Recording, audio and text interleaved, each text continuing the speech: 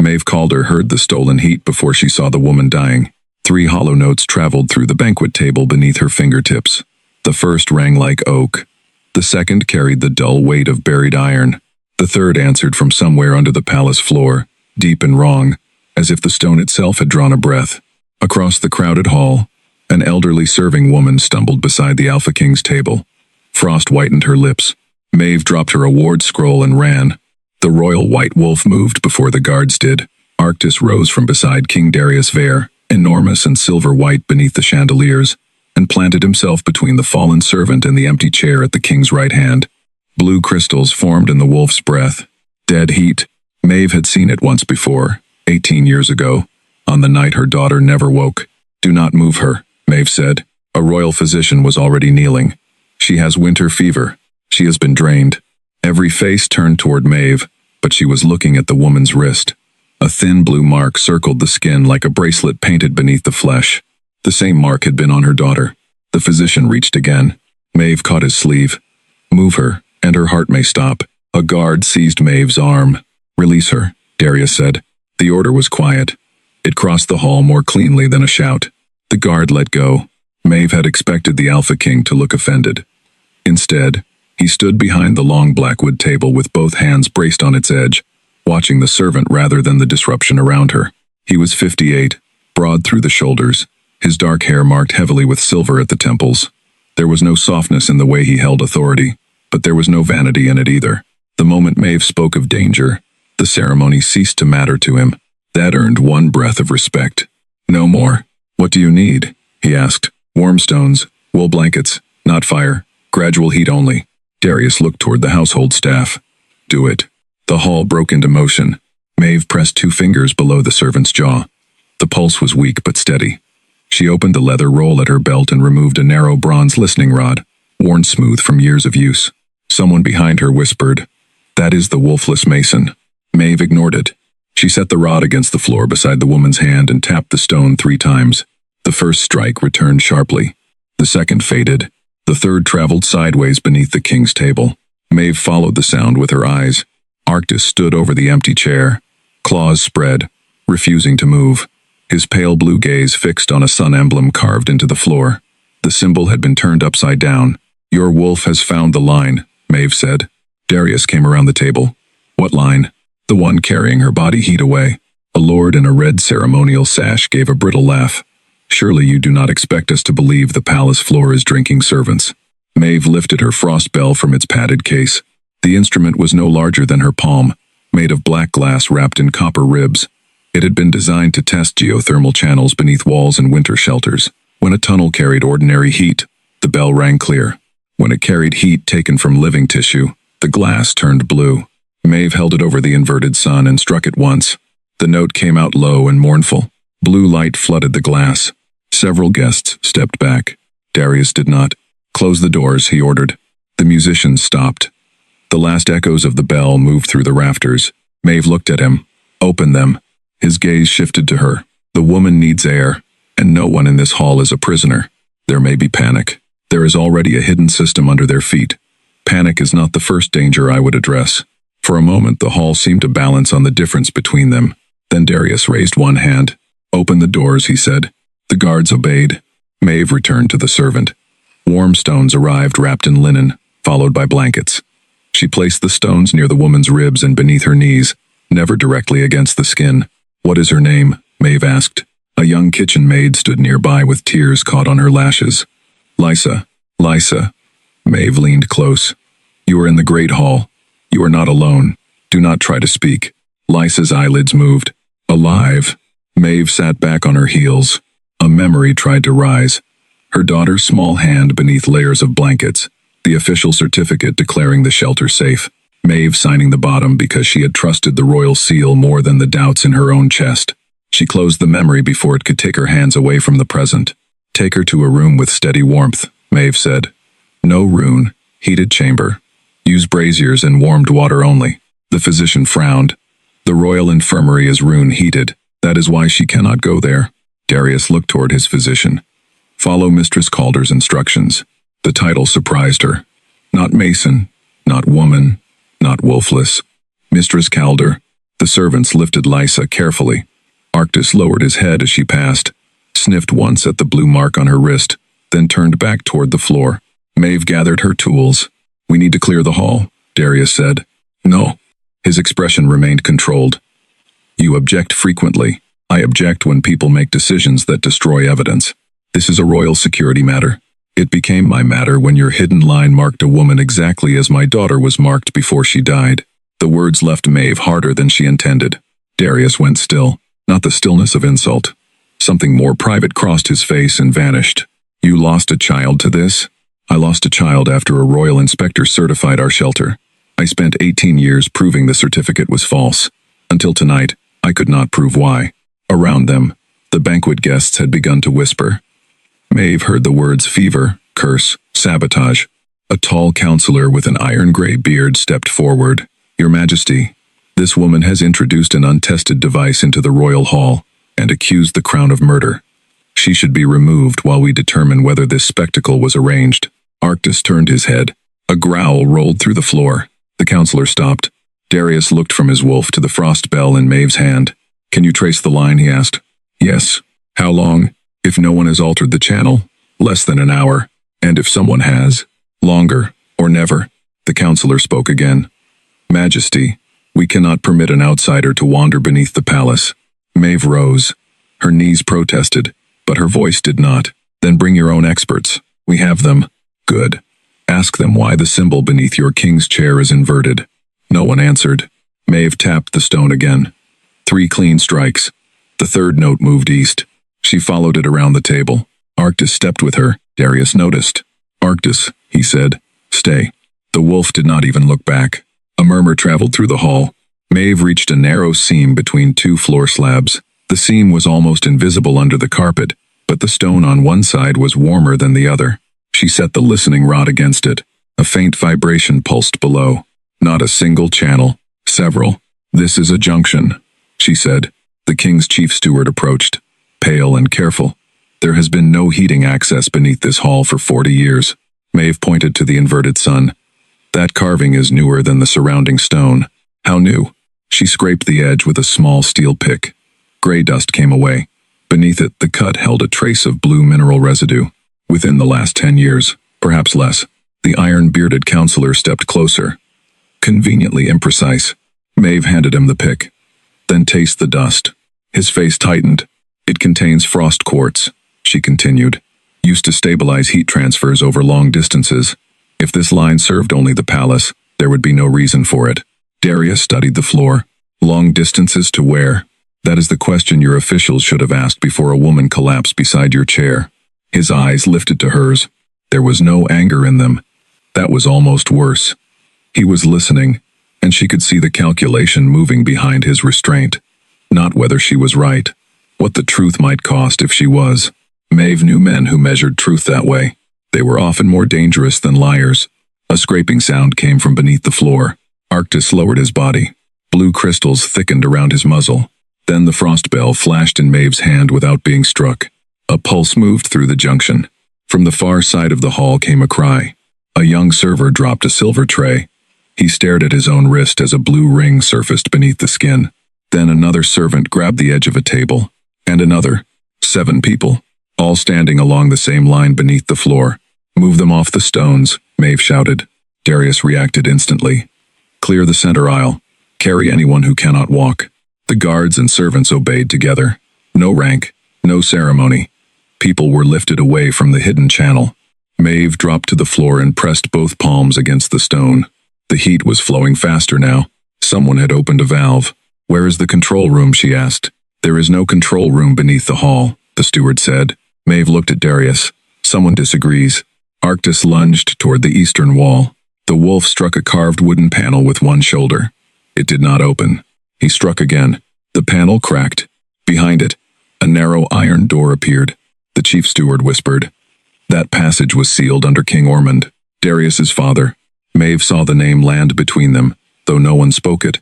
The iron-bearded counselor moved toward the door. "Majesty, this confirms an old mechanism, not a current royal action. The safest course is to secure the passage until the council can conduct a formal review." Maeve turned on him. 7 people were nearly drained in front of you. and opening an unknown system could kill hundreds. That was the first sensible thing he had said. Maeve looked at the glowing bell. The blue had begun to fade. The flow beneath the floor was slowing again, either because the victims had been moved or because whoever controlled the valve had closed it. The danger was real on both sides. She could not tear open a system she did not understand, but she could not leave it hidden. Darius stepped toward the iron door and placed his hand against it. A small rune brightened beneath his palm. Royal authorization. The lock released. Maeve stared at the light around his fingers. Darius withdrew his hand as if the metal had burned him. The counselor found his voice. The system recognizes the sovereign. That proves nothing beyond inheritance. No, Maeve said. It proves the final control still answers to him. Every person close enough to hear looked at the king. Darius did not deny it. Arctis pushed the door open with his nose. Cold air poured from the passage, carrying the smell of iron, wet stone, and something faintly sweet. Maeve knew that smell. Skin after dead heat had taken too much. She lifted the frost bell. I am going down. Darius looked into the dark passage. Not alone. This is not a request for permission, nor was mine. Maeve faced him fully. My rules, then. The counselor gave an incredulous sound. Darius ignored him. State them. No one touches a valve, document, body, tool, or marked surface without my consent. Anything removed is witnessed by two people who do not answer to the same authority. If you order the passage sealed or any evidence destroyed, I walk away and tell every winter shelter in the kingdom why. The hall waited. Darius's gaze stayed on hers. And your protection? He asked. What about it? How close do you want my guards? The question altered something she had expected to remain fixed. Maeve considered the narrow passage. 20 feet behind us. Close enough to hear. Far enough not to trample the floor. Darius nodded. Agreed. He removed the ceremonial clasp from his mantle and handed the heavy garment to a guard. Beneath it, he wore a plain black tunic and a sword belt. He looked less like a king without the silver-edged fabric, but not less powerful. Arctis entered first. Maeve followed with the bell raised. Darius stepped in beside her, not ahead. The iron door opened onto a sloping stair cut through old foundation stone. Frost coated the lower steps, though the great hall above was warm. Every few feet, an inverted sun had been carved into the wall. Maeve struck the frost bell. The note traveled downward. Blue light answered far below. They descended. At the first landing, Maeve found a narrow copper pipe running through the wall. She touched it with the back of 2 fingers. Varm. Beside it ran a second pipe, cold enough to burn. Supply and return, Darius said. She glanced at him. You know the design. I know military heating systems. Is this one? I do not know. The answer was careful, but it was not evasive. They continued. Arctis stopped at the second landing. A leather collar lay on the floor, stiff with age. A small brass plate hung from it. North Haven shelter. Maeve picked it up with a cloth. A second collar rested farther down. Then a third, all marked with the names of winter shelters. The white wolf pressed his nose to each one. His ears flattened. Darius crouched beside him but did not touch him. These belong to guardian wolves, he said. Maeve examined the nearest collar. Blue residue stained the inside where it would have touched the animal's throat. They were connected to the system. For what purpose? She looked at Arctis, then at the cold pipe running deeper beneath the palace. To regulate it, or feed it. The king's face changed. Before he could answer, footsteps sounded below. Fast. Retreating. Arctis surged forward. Wait, Maeve called. The wolf stopped at once. Darius looked at her, then at Arctis. He obeyed you. No. He understood the floor may be trapped. Maeve knelt and tapped the next step. Solid. The one below it answered hollow. She used the steel pick to lift a thin stone plate. Beneath it, a pressure wire ran toward a cluster of glass runes. Break that, and the whole channel vents, she said. Into the passage, into anyone standing here. Darius looked down the stair where the unseen runner had vanished. They knew we were coming. They opened the banquet valve to force a crisis. Then they led us here. To kill us. Maeve studied the wire. Or to make certain we found only what they wanted us to find. She disabled the trigger with a copper wedge and rose. At the bottom of the stairs, the passage widened into a circular chamber. 7 pipes entered through the north wall. Each bore a shelter name. Ash Hollow, Miller's Rest, North Haven, Red Pine. 3 more Maeve did not recognize. A central pipe rose toward the palace. All 7 smaller lines fed into it. The frost bell turned blue before she lifted it. Darius stood beside the pipe marked North Haven. Maeve's chest tightened. Her daughter had died there. She crossed the chamber and placed her hand near the metal without touching it. A faded maintenance plate had been bolted to the wall. Emergency transfer authorization. Below the words was a date. 18 years earlier. And beneath the date, partly scratched away but still readable, was the royal authorization mark of Darius Veyr. Maeve did not realize she had stopped breathing until the bell trembled in her grip. Darius read the plate. His face emptied of every public expression. "I signed an emergency winter order that year," he said. Maeve looked at the 7 shelter pipes feeding the palace. "My daughter died that year. I did not know this chamber existed, but the system knew your hand." Arctis moved between them, not threatening either one, his body aligned toward the North Haven pipe. A faint knocking came from inside it. 3 taps. A pause. 3 more. Maeve's signature rhythm. "No tan echo. A message." Someone alive was trapped somewhere along the line. Maeve pressed the listening rod to the pipe. The sound came again, weak but deliberate. Darius reached for the nearest valve. "Do not touch it," she said. "If someone is inside, and if opening it drains every connected shelter." His hand stopped. That restraint cost him. She saw it.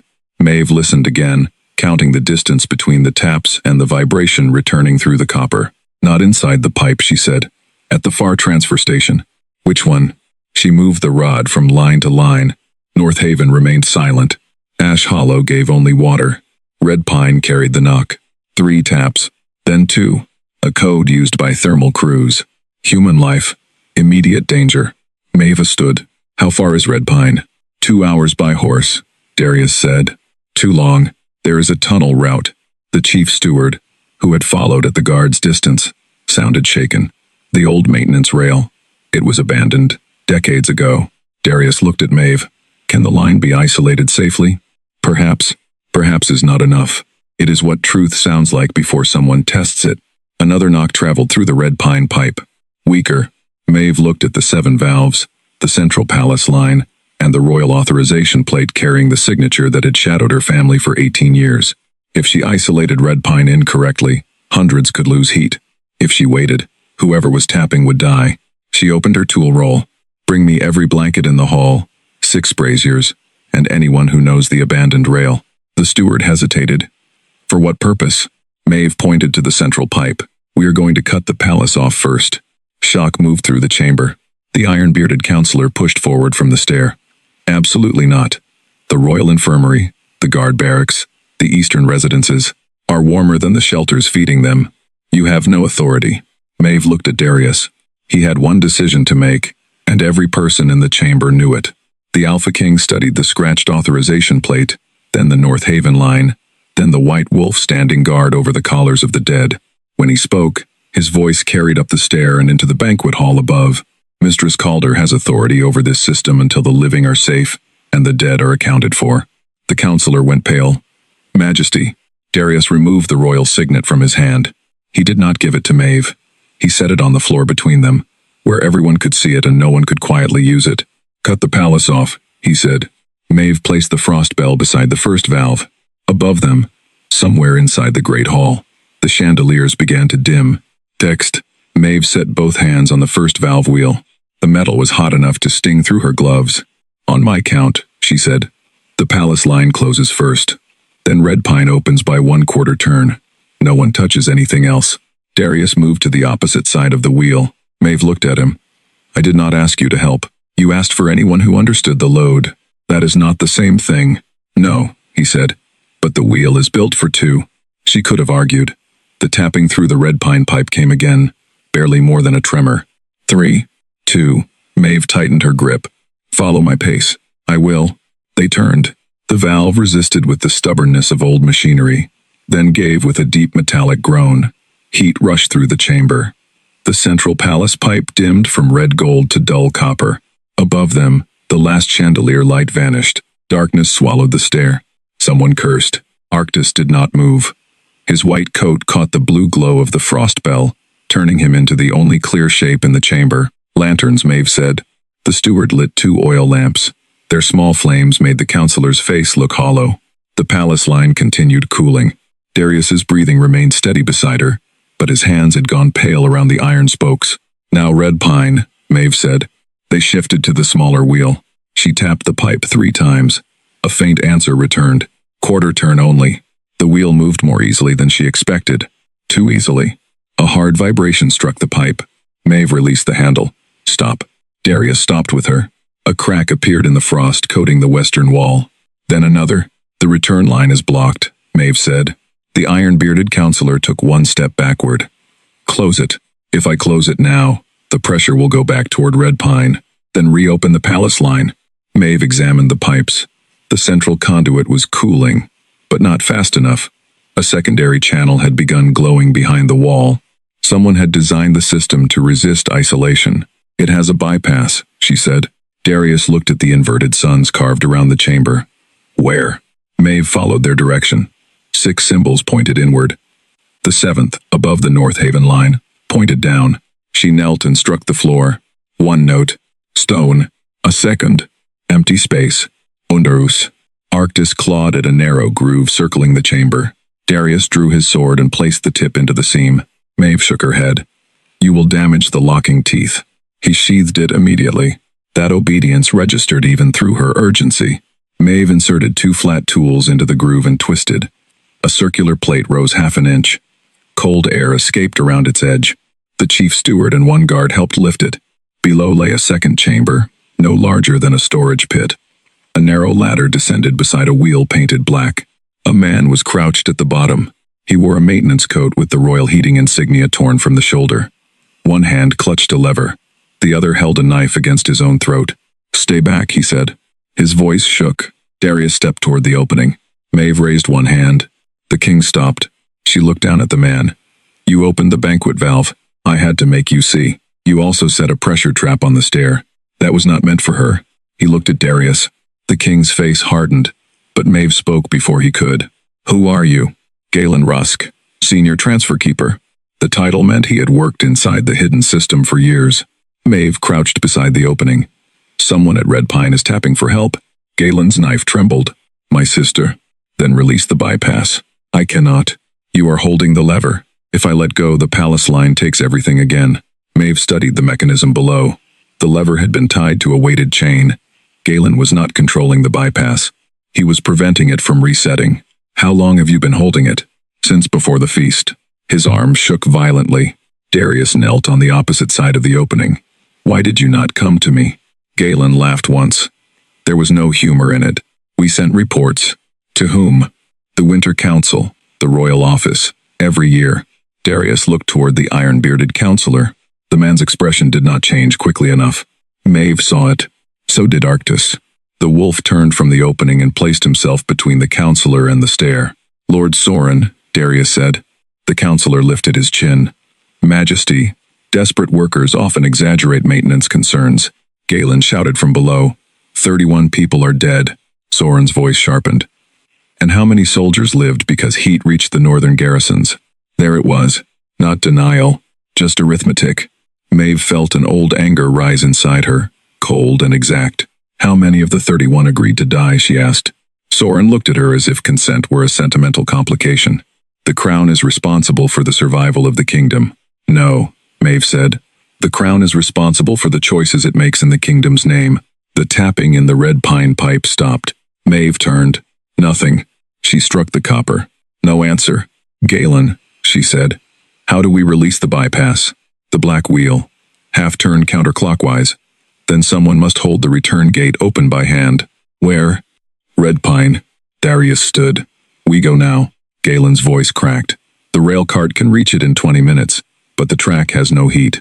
Then we bring our own, Maeve said. She looked toward the blankets and braziers arriving at the top of the stair. Wrap the cart. Bank coals in iron boxes. No open flame underground. Darius gave the orders.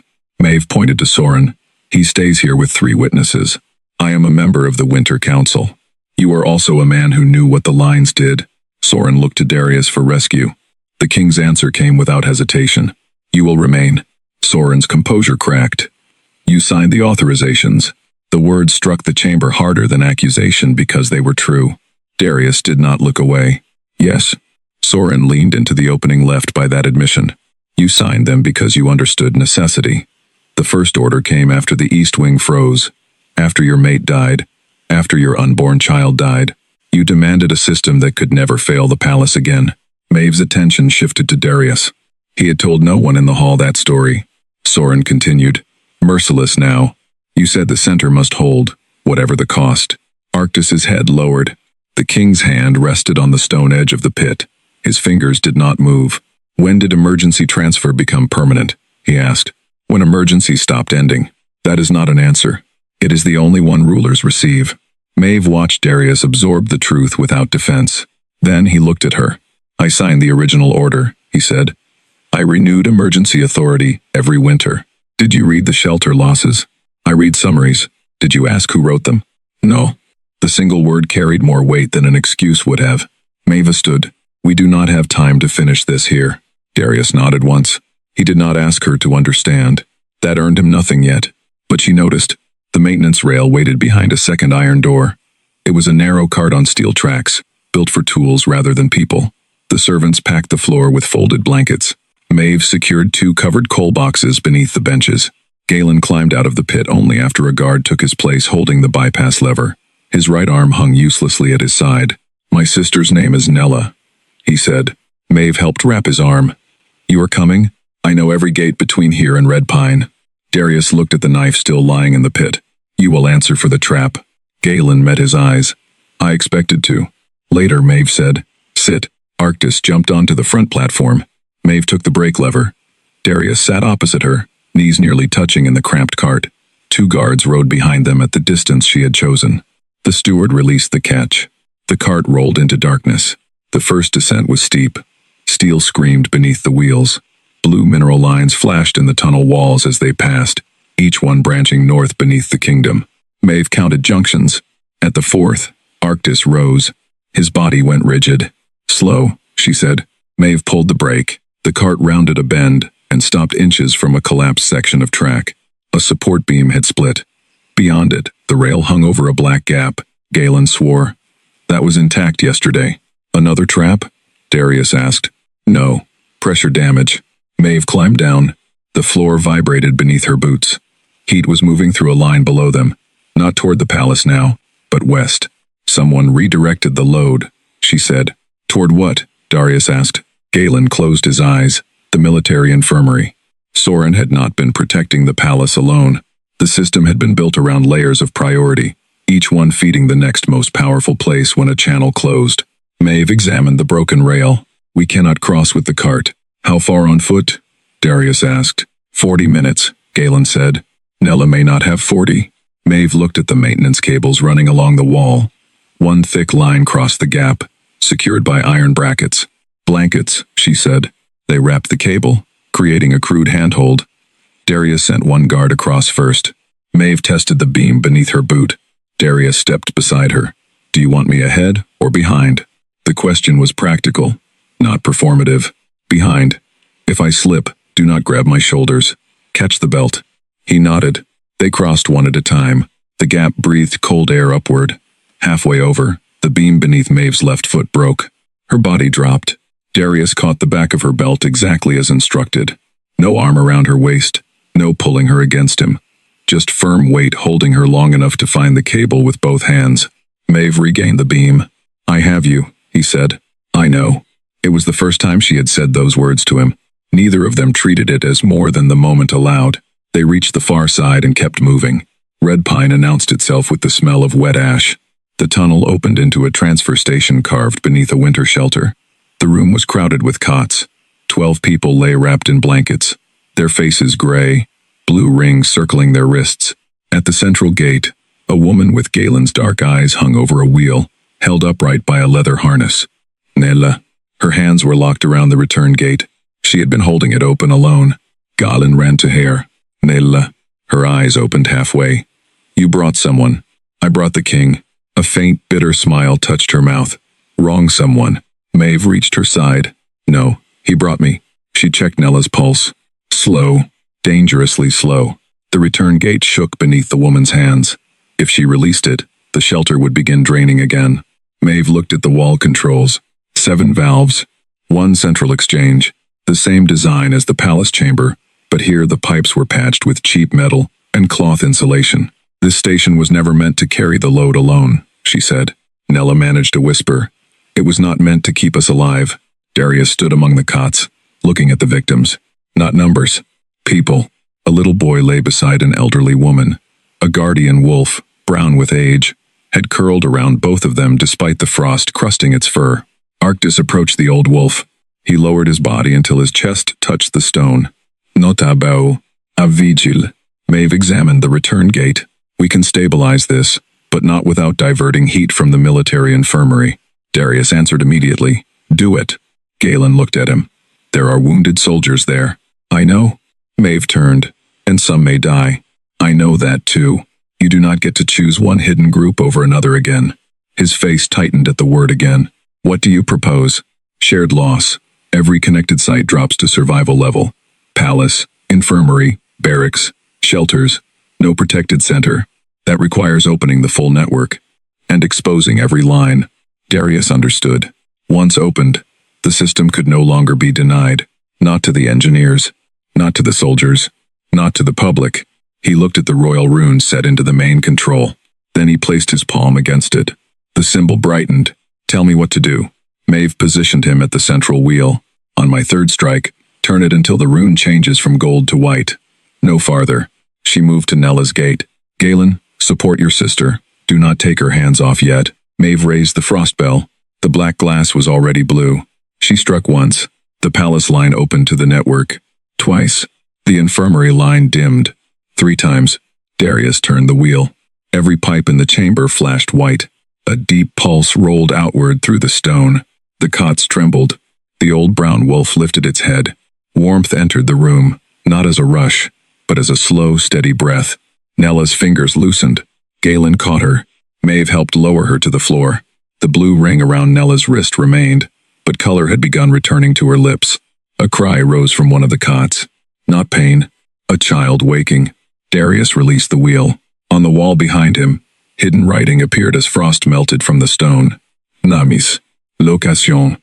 Transfer percentages. And beside each winter's authorization, the same royal mark. Darius Veyr. Again. Again. Again. 18 years of renewals. Maeve read only 3 before she had to stop. The first matched the winter her daughter died. The last was dated 6 weeks earlier. Darius stood beneath his own signature. I did not know the percentages, he said. Maeve looked at the living people around them and the guardian wolf too weak to stand. You knew enough to keep signing. He lowered his eyes. Yes. There was no defense left in the room. Nella stirred against her brother. The lines, she whispered. They changed after Tomas came. Maeve froze. What did you say? Nella's eyes found her. Tomas called her. He broke 3 intake valves last month. Sent heat back north. Galen looked at Maeve. He said you would understand the markings. Maeve reached into her coat and pulled out the folded drawing Tomas had mailed weeks earlier. 7 valves, each marked with a wolf's tooth.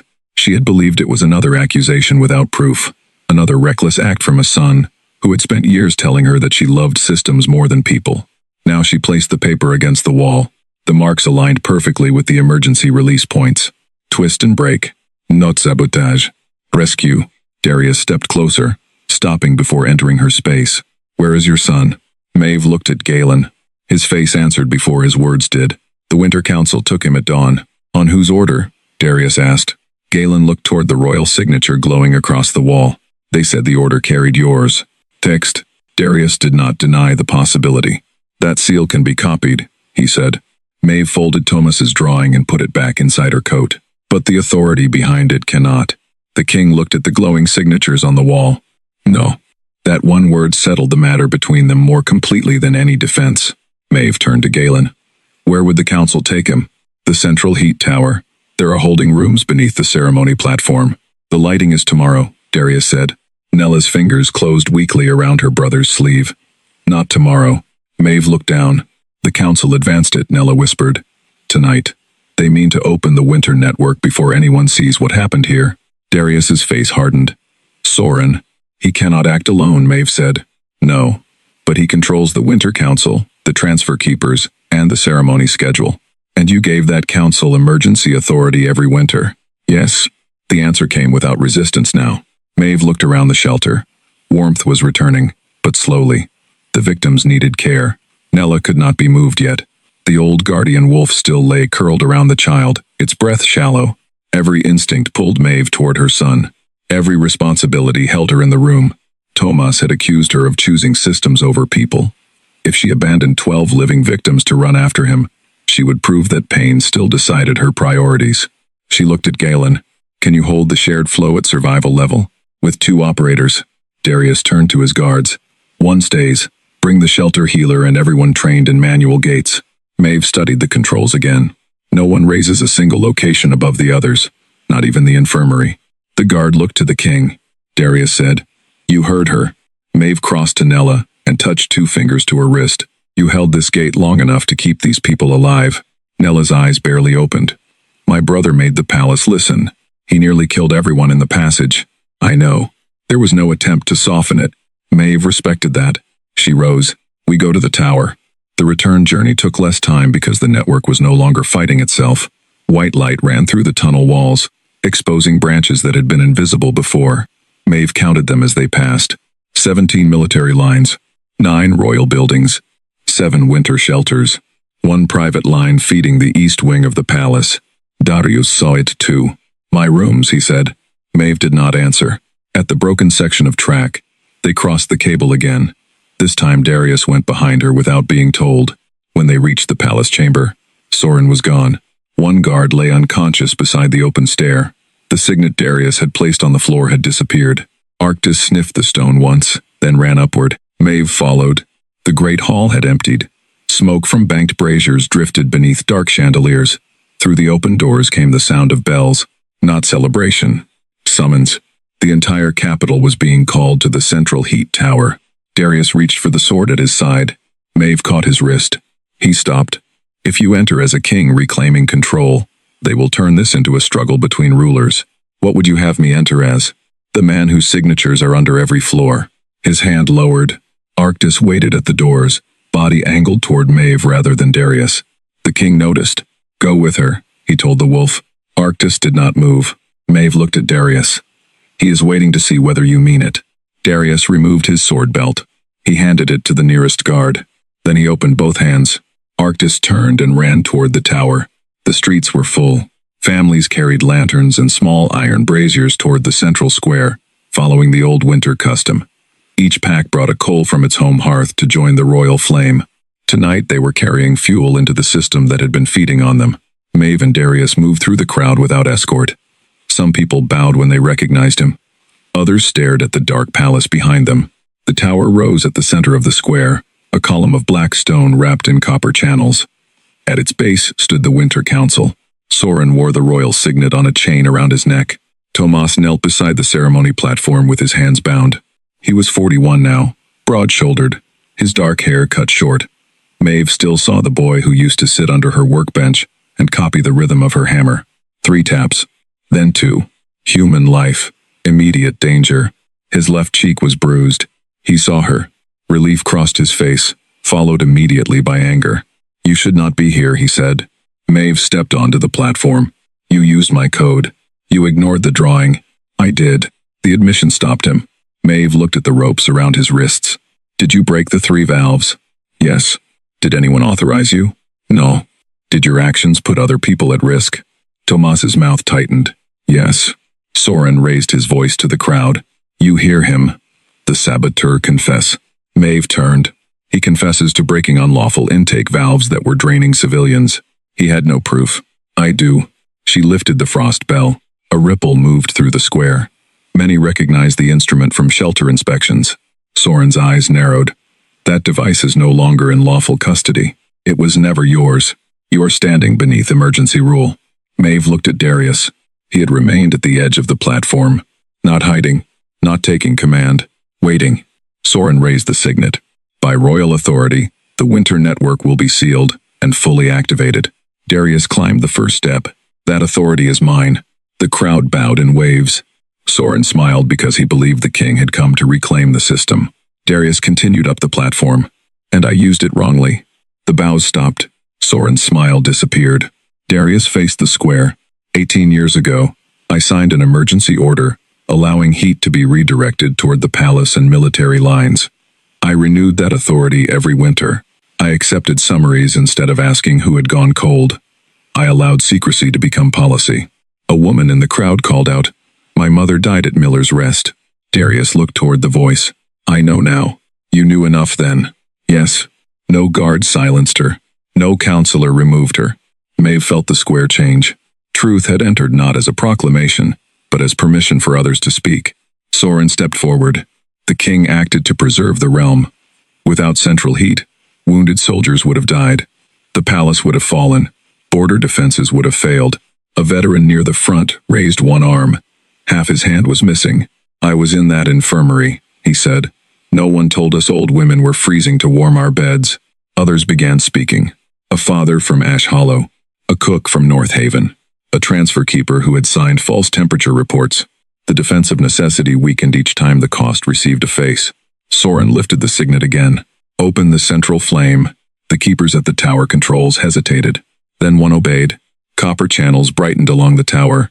Beneath the platform, the ground began to hum. Maeve struck the frost bell. Its note cut through the bells above. The black glass turned blue. Nothing else happened. Soren looked almost relieved. "A trick," he said. Maeve struck it again. Achtus. The royal wolf appeared on the far side of the platform. He was standing beside a heavy iron cord connected to the tower's emergency bell. Darius's voice carried across the square. "Stay." Arctus looked at him. The old command. The old expectation. The crowd watched the king's wolf refuse to move. Darius closed his eyes for one brief moment. Then he changed the order. "Show them." Arctus seized the iron cord in his teeth and pulled. The emergency bell sounded. Every hidden channel beneath the square lit blue. Lines spread outward, like veins under glass. 1 ran to the palace, 3 to the military district. 7 traveled north beneath the road toward the shelters. The brightest line ended directly beneath the royal platform. People stepped away from it. The tower flame changed from gold to blue-white. Maeve rang the frost bell a 3rd time. Names appeared along the copper channels. North Haven, Red Pine, Ash Hollow, Miller's Rest. Transfer percentages followed each name. The crowd read them aloud. 20%, 30, 45. The last winter showed 62% taken from Red Pine. Soren backed toward the controls. Darius stepped into his path. Not as a threat, as a witness who would no longer move aside. "You signed renewals," Soren said. "You cannot condemn us without condemning yourself." "I do condemn myself." Soren stared at him. Darius removed the signet from the chain around Soren's neck. Then he placed it in Maeve's open hand. She closed her fingers around it but did not put it on. The symbol meant nothing without the power to decide alone. "Open every record," Darius ordered. Soren laughed harshly. "And when the palace freezes, when the infirmary loses heat, when the border falls?" Maeve stepped to the tower controls. "No center receives full heat tonight." She pointed to the distribution wheel. "Every location drops to survival level. The remaining flow goes first to the sites with the lowest body temperature, not the highest rank." A transfer keeper stared at her. "That has never been done. It will be done now." Darius looked at the keepers. "Follow her plan." Soren tried to reach the emergency lock. Arctus moved between him and the wheel. The wolf did not growl. He simply refused passage. That stillness ended Soren's authority more completely than violence could have. The keepers opened the network. Across the capital, palace windows darkened. The military quarter dimmed. Far to the north, 7 shelter indicators changed from blue to gold. The crowd saw all of it on the tower map. Tomas watched Maeve work. "You understood the drawing," he said. "Too late. You always need proof." "Yes." His anger remained, but it no longer stood alone. Grief had entered beside it. Maeve untied his wrists herself. "You broke the law. I know. You also saved lives. I know that too. You will answer for both." Tomas looked at her for a long moment. Then he nodded. The public inquiry did not belong to the palace. At Maeve's insistence, hearings were held in the 7 affected communities. Families questioned transfer keepers. Soldiers testified about the heat they had received without knowing its source. Engineers demonstrated how the hidden system had worked. Soren and the council members who falsified reports lost their offices and faced judgment in the regions they had harmed. Galen answered for the trap in the palace passage. The families of the guards he endangered were allowed to speak before his sentence was decided. Tomas was cleared of treason but not of reckless sabotage. He spent the next 2 years rebuilding the same valves he had broken, this time under civilian supervision. Darius signed the open flame charter in the yard outside North Haven shelter.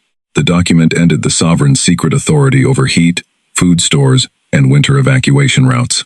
Emergency orders now required public records and approval from elected community representatives. The king did not chair the new council. Maeve did, not as a royal officer. As the architect chosen by the shelters, the east wing of the palace became a public winter refuge.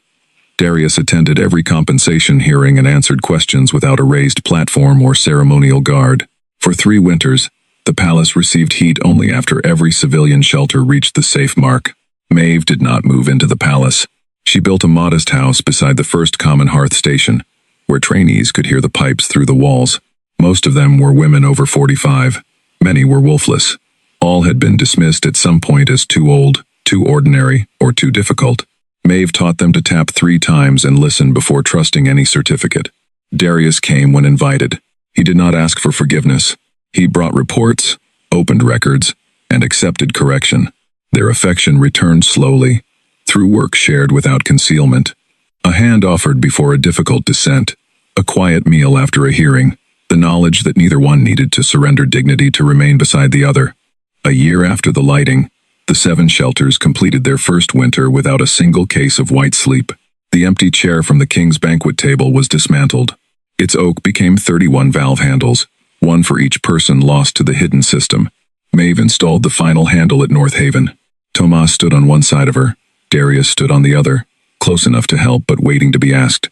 Arctis lay across the junction where the community line and palace line met. Maeve tapped the pipe 3 times. The answer came back clear. She turned the handle.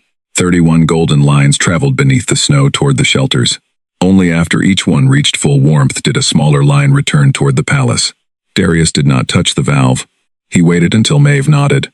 Then he stepped with her into the warmth. Was Darius's accountability enough to earn a second chance? Or are some choices too costly for love to repair? Share what you believe below, and subscribe for more stories of mature courage, wolves, justice, and love that must prove itself through action.